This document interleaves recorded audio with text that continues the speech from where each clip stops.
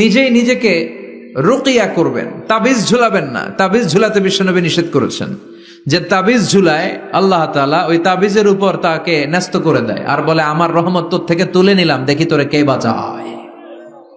এজন্য আজ থেকে তাবিজ যা আছে ছিঁড়ে ফেলবেন। আল্লাহ সহি সমঝ দান করো। তো তাবিজ যারা পড়েন ছিঁড়ে ফেলবেন আজকে। রাজি আছেন তো? ছিঁড়ে কি করবেন? সূরা ফাতিহা পড়বেন, পড়ে ঝাড়ফুঁক চলবে আজকে থেকে। ঝাড়ফুঁক করা সুন্নাহ। আর তাবিজ দেয়া হচ্ছে বিদআহ, যেটা বিশ্বনবী শেখায় নাই, সাহাবারা শিখায় নাই, ওইটাতে আমরা যাব না। ঝাড়ফুঁক করবেন। আয়াতুল কুরসি পড়লে জিনভূত আসতে পারে? কথা বলেন। সূরা ফাতিহা পড়লে আর অসুস্থতা থাকতে পারে? বিশ্বনবীর সাহাবারা একবার সফরে বেরোলেন।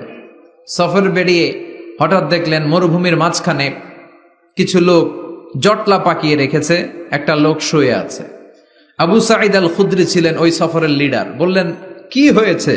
তারা বলল আমাদের নেতাকে সাপে কামড় দিয়েছে, আরেক বর্ণনায় বিচ্ছু কামড় দিয়েছে, বিষের ব্যথায় আমাদের নেতা মারা যাবে। তারা নানা ধরনের বৈদ্যরাজ কবিরাজদেরকে এনে মন্ত্র পড়াচ্ছিল, সবাই মন্ত্র পড়ছিল, ছু মন্তর ছু কালিকুত্তার ঘু।